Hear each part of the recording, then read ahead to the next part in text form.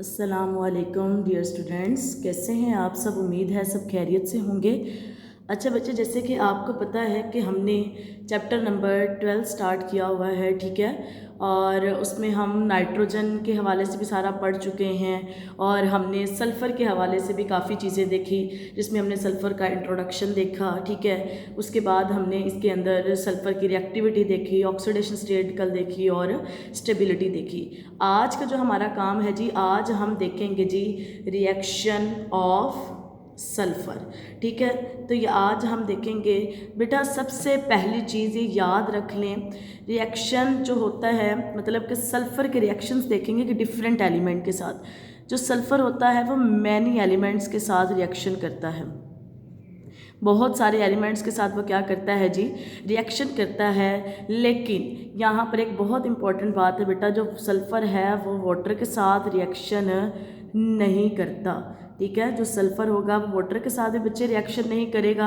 उसके अलावा बच्चे जो सल्फ़र है वो हमारे पास डाइल्यूट नॉन ऑक्सीडाइजिंग एसिड के साथ भी रिएक्शन नहीं करेगा। डाइल्यूट नॉन ऑक्सीडाइजिंग एसिड्स के साथ भी रिएक्शन नहीं करेगा, ठीक है। अब इसमें डाइल्यूट नॉन ऑक्सीडाइजिंग में कौन कौन से आ जाते हैं जी, इसमें हमारे पास आ जाता है जी बेटे H2SO4 आप कह लें, ठीक है, HCl कह लें, ठीक है। ये क्या करेंगे बच्चे, हमारे पास इनके साथ भी जो सल्फ़र होगा वो रिएक्शन नहीं करेगा। उसके बाद नेक्स्ट बच्चे हमारे पास बात आती है, ये हमने बात की थी कि जो सल्फ़र है वो कैटिनेशन का फिनोमिना शो करता है। कैटिनेशन हमने किसको कहा था, यानी कि वो अपने ही एटम के साथ क्या करता रहता है जी, बॉन्ड बनाता रहता है, ठीक है। जिस तरह सल्फ़र दूसरे सल्फ़र के साथ, दूसरा सल्फ़र तीसरे के साथ बॉन्ड बनाता रहता है, तो ये भी हमारे पास किस में आता है, प्रॉपर्टी ऑफ सल्फ़र के अंदर, ठीक है। तो ये चीज़ें हमने देखी थी। अब बच्चे आज जो हमने देखना है वो देखना है जी रिएक्शन ऑफ सल्फ़र, ठीक है। तो बेटा यहाँ पर जो हम देखेंगे वो 5 तरह के रिएक्शन देखेंगे जिसमें सल्फ़र रिएक्शन करेगा डिफरेंट एलिमेंट्स के साथ। सबसे पहले रिएक्शन की अगर बात की जाए कि सल्फ़र किसके साथ रिएक्शन करेगा, तो बेटा हमारे पास सल्फ़र का रिएक्शन सबसे पहले आएगा जी, reaction of sulphur with oxygen. Oxygen के साथ सबसे पहला रिएक्शन देखेंगे बच्चे हम किसका, सल्फ़र का, कि आया कि जो सल्फ़र है वो ऑक्सीजन के साथ किस तरह रिएक्शन करता है और क्या क्या रिक्वायरमेंट्स हैं। तो बेटे देखें हमारे पास क्या होगा कि सबसे पहले हम लेते हैं जी सल्फ़र, ठीक है। तो इसका रिएक्शन किसके साथ होगा जी, ऑक्सीजन के साथ। और जब ये ऑक्सीजन के साथ रिएक्शन करेगा तो बेटा ये बना देगा सल्फ़र डाइऑक्साइड गैस। ये क्या बना देगा, सल्फ़र डाइऑक्साइड गैस बना देगा। लेकिन बच्चे ये रिएक्शन खुद ब खुद नहीं होगा।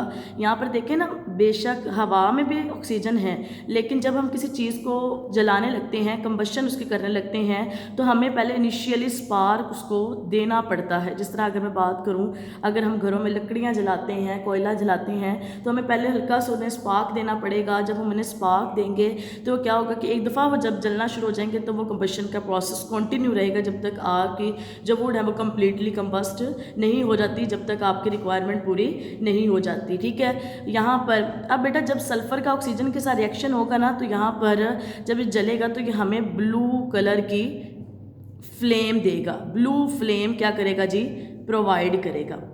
समझ आ गई बेटे बात की। अब देखें, अब जब सल्फ़र डाइऑक्साइड बन जाएगा ना, अब इसी सल्फ़र डाइऑक्साइड का क्या होगा जी, रिएक्शन होगा मज़ीद किसके साथ, ऑक्सीजन के साथ। और ये क्या बना देगा मिलके, सल्फ़र ट्राइऑक्साइड गैस। अब ये कल भी बात हमने की थी कि सल्फ़र ट्राइऑक्साइड खुद ब खुद नहीं बनता, यहाँ पर हमें कुछ कंडीशंस प्रोवाइड करनी पड़ती हैं। हम कंडीशंस में आ जाएगा, हमें हीट भी देनी पड़ेगी, ठीक है, और इसके साथ हमें कैटलिस्ट भी प्रोवाइड करना पड़ेगा। और यहाँ पर जो हम कैटलिस्ट यूज़ कर रहे हैं बेटा वो है जी प्लाटीनियम। कौन सा कैटलिस्ट यूज़ कर रहे हैं जी, प्लाटीनियम कैटलिस्ट का इस्तेमाल कर रहे हैं। अब यहाँ पर देखिए बच्चे, याद रखिएगा जब भी आप लोग रिएक्शंस करेंगे ना, तो आपने कोशिश करनी है कि साथ ही साथ आपकी जो इक्वेशन है वो बैलेंस भी होनी चाहिए, ठीक है। वो क्या होनी चाहिए, बैलेंस। अब यहाँ पर देखें, यहाँ पर भी सल्फ़र एक है और यहाँ पे भी सल्फर एक है। लेकिन अगर ऑक्सीजन की बात की जाए, यहाँ पर 2 ऑक्सीजन, यहाँ पर 2, 3 टोटल हो गए 4 ऑक्सीजन, और यहाँ पे कितने हैं 3 ऑक्सीजन।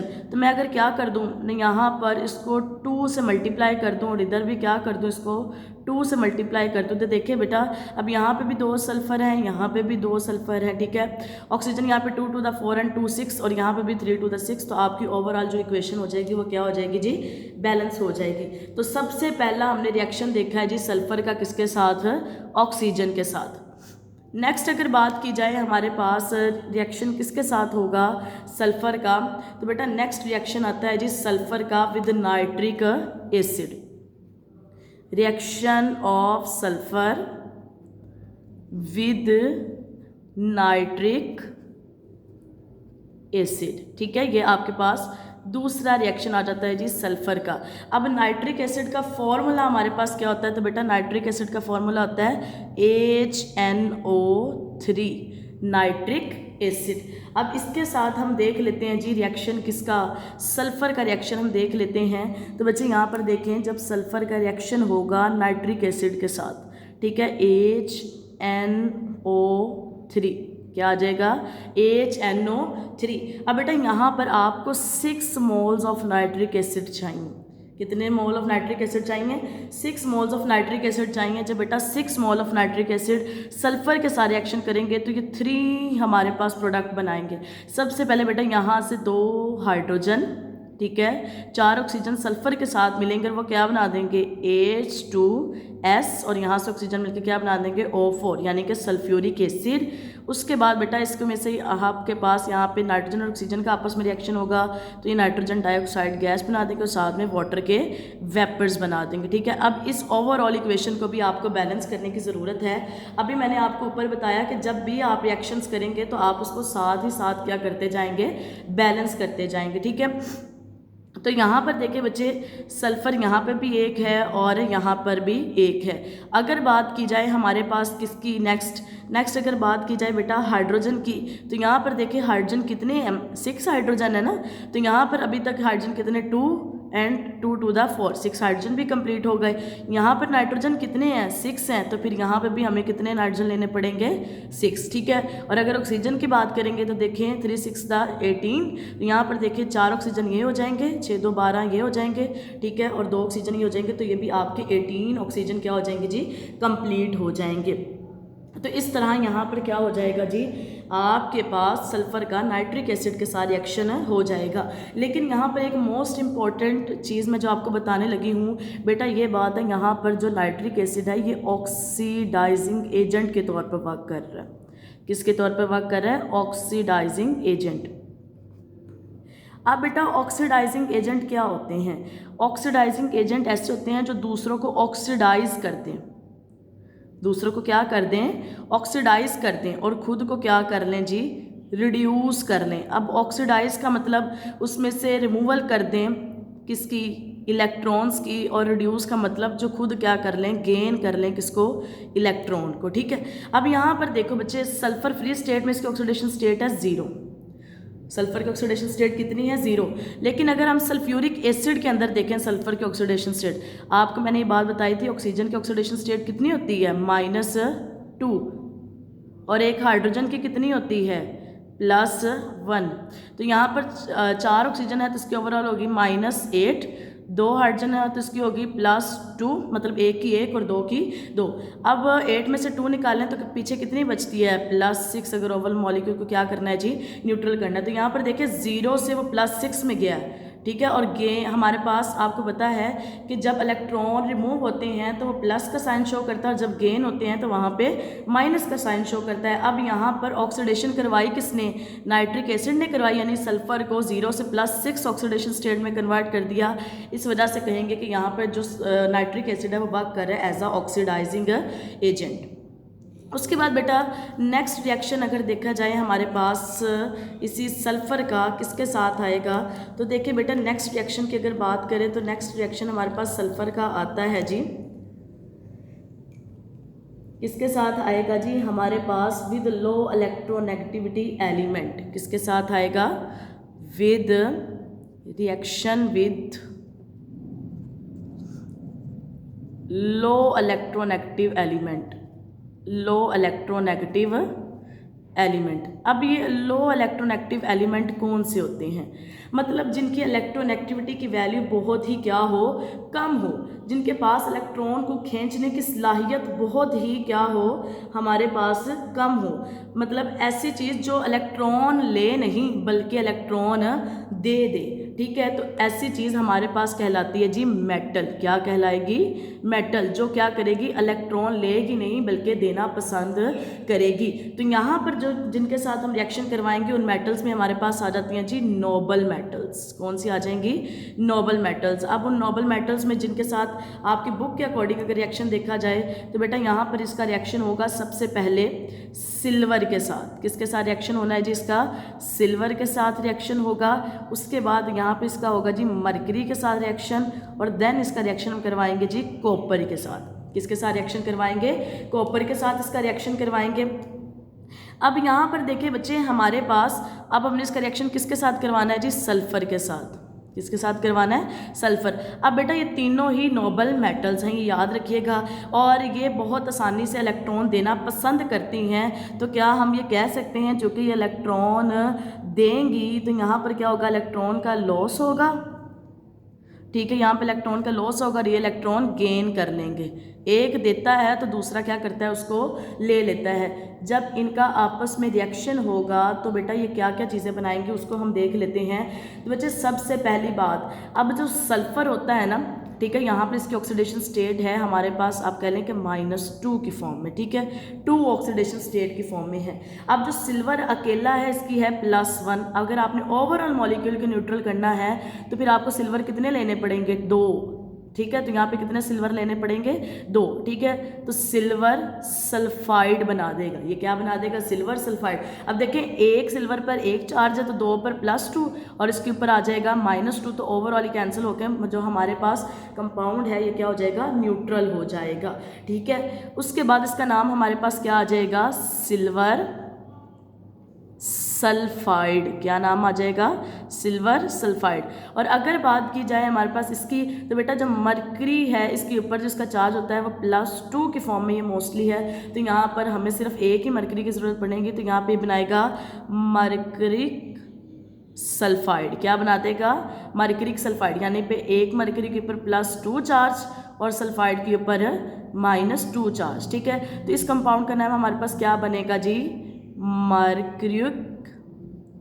Mercuric sulphide. क्या बनाएंगे? Mercuric sulphide. और उसके बाद बेटा कॉपर के ऊपर भी +1 यहाँ पर चार्ज लगा, यहाँ पे इस वजह से हम इसको भी क्या ले लेते हैं जी? 2 ले लेते हैं ओवरऑल मॉलिक्यूल को न्यूट्रल करने के लिए। तो ये बनाएगा हमारे पास क्यूप्रस सल्फाइड। एक के ऊपर एक चार्ज +1, 2 के ऊपर +2 और इसके ऊपर -2, तो इसका नाम आ जाएगा जी क्यूप्रस ऑक्साइड। अब बेटा ये चीज़ें इंशाल्लाह ये भी हम पढ़ेंगे। यहाँ पे OUS क्यों आया, यहाँ पर IC क्यों आया, ये बेसिकली ऑक्सीडेशन स्टेट की वेरिएबल होने की वजह से हमारे पास ये चीज़ें आ रही हैं। इंशाल्लाह इसको हम डिटेल में देखेंगे, बस आप अभी इनको जनरली याद रख ले, यही काफ़ी है। उसके बाद नेक्स्ट हमारे पास जो रिएक्शन आता है जी सल्फ़र का, वो रिएक्शन आएगा with cyanide. Reaction of sulphur with cyanide. अच्छा, इसके अंदर ना एक जनरल से ट्रांसफॉर्मेशन होनी है बेटा। वो ट्रांसफॉर्मेशन क्या होनी है? यहाँ पर आप लोगों ने सायानाइड को कन्वर्ट करना है थायोसायानेट के अंदर, थायोसायानेट के अंदर, ठीक है। यहाँ पे जनरल सी आपके पास ट्रांसफॉर्मेशन होनी है, जिसमें आपने सायानाइड लेना है और उसको थायोसायानेट के अंदर क्या कर देना जी? कन्वर्ट कर देना है। अब सायानाइड का फॉर्मूला देखें, CN-1 होता है, ठीक है, CN-1। और ये क्या है? एनाइन है, तो इसके साथ कोई कैटाइन पे होगा, बुक में लिया गया पोटाशियम सायानाइड, ठीक है। अब जब बेटा पोटाशियम सायानाइड का रिएक्शन होगा किसके साथ? सल्फर के साथ। किसके साथ रिएक्शन होगा? सल्फर के साथ। तो बेटा ये यहाँ से क्या हो जाएगा? अनाइन रिप्लेस हो जाएगा। तो ये बना दे, या आप कह लें किसके साथ जब इसका रिएक्शन होगा तो ये बना देगा पोटाशियम थायोसायानेट। क्या बना देगा? पोटाशियम थायोसायानेट। तो मैंने यही बात कि हमने सायानाइड को किसमें कन्वर्ट करना है? थायोसायानाइड के अंदर कन्वर्ट करना है। अच्छा बेटा यहाँ पर इसका ना एक और नाम दिया जाता है, इसको सूडो हैलोजिन का नाम भी दिया जाता है। किसका नाम दिया जाता है? सूडो हैलोजिन। सूडो मतलब जो ट्रू नहीं होते हैं, जैसे हम कॉमन वर्ड में कहें तो फॉल्स हैलोजन, जो आप कह लें कि कॉपी करते हैं हैलोजन की। क्यों इसको कहा जाता है? देखिए ना यहाँ पे जो साइनाइड इसके ऊपर -1 चार्ज, अगर आप हैलोजन वगैरह को देखें तो उसके ऊपर भी क्या होता है, फ्लोरीन -1, क्लोरीन -1, ब्रोमीन -1। तो मतलब ये लुक लाइट हमारे पास क्या है, हैलोजन की तरह, जिसको कहा जाता है जी सूडो हैलोजन का नाम भी इसको दिया जाता है। ठीक है, तो यहाँ पर तक आपके 4 रिएक्शन हो गए। उसके बाद हमारे पास बेटा इसका लास्ट 1 रिएक्शन है, उसको देख लेते हैं। नेक्स्ट बेटा हमारे पास जो इसका लास्ट 1 रिएक्शन आएगा वो जी आएगा रिएक्शन विद हैलोजन। अब बेटा हैलोजन फैमिली का आपको पता है, जिसमें आ जाता है जी fluorine, chlorine, bromine and iodine. इन मोस्टली चारों एलिमेंट को हम डिस्कस करते हैं, इसके आगे जो एस्टाडीन वगैरह हैं उनको हम डिस्कस नहीं करते। तो इन चारों का रिएक्शन भी ये देख लेते हैं, लेकिन मोस्टली हम जो आज देखेंगे वो फ्लोरीन और क्लोरीन के साथ इसका रिएक्शन देखेंगे। तो यहाँ पर क्या होगा बेटा, यहाँ पर सल्फर डायरेक्टली रिएक्ट करती है फ्लोरीन के साथ और ये टेट्रा फ्लोराइड और हेक्सा फ्लोराइड बना देती है। तो जब फ्लोरीन का रिएक्शन होगा ना सल्फर के साथ, तो बेटा ये बनाएगी हमारे पास सल्फर हेक्सा फ्लोराइड। क्या बना देंगे, सल्फर हेक्सा फ्लोराइड। अब देखिए बेटा यहाँ पे हमारे पास सल्फर तो 1 है, यहाँ पे भी 1 है, लेकिन यहाँ पे फ्लोरीन कितना 6। तो यहाँ पे फिर हम फ्लोरीन को 3 से मल्टीप्लाई कराएं, 3 to the 6। तो यहाँ पे बन जाएगा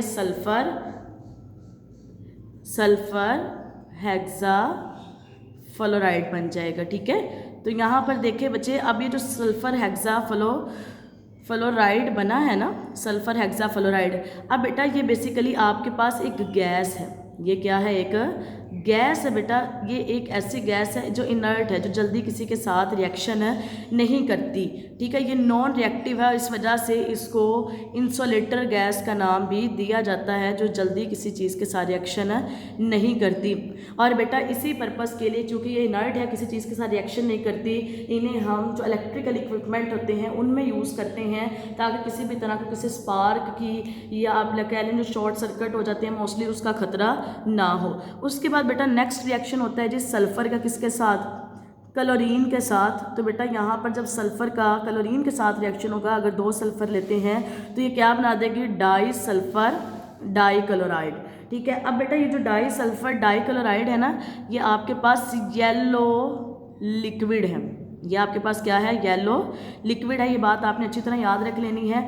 लेकिन अगर हम इसी डाई सल्फर डाइक्लोराइड का अगेन रिएक्शन करवाते हैं क्लोरीन के साथ, एक और क्लोरीन के साथ, तो बेटा यहाँ पे बना देगी सल्फर डाइक्लोराइड। ठीक है, यहाँ पर देखिए 2 सल्फर है, यहाँ पे 1 है, तो इसको हम 2 से मल्टीप्लाई कर देते हैं। ठीक है, यहाँ पे 2 क्लोरीन है, यहाँ पे भी 2 है, तो 2 to the 4। ठीक है, तो यहाँ पर बन जाएगा सल्फर डाइक्लोराइड। और बेटा ये जो बनेगा इसको हम कहते हैं, ये एक रेड कलर का आपके पास क्या है जी, लिक्विड है। तो ये था बेटा आज का आपका रिएक्शन, जिसमें आज का आपका लेक्चर, जिसमें हमने सारे रिएक्शंस देखे। उम्मीद है आपको समझ आ गई होगी। अगर किसी तरह की प्रॉब्लम हुई तो बेटे आप लोगों ने पूछ लेना है। ओके जी, अल्लाह हाफिज़।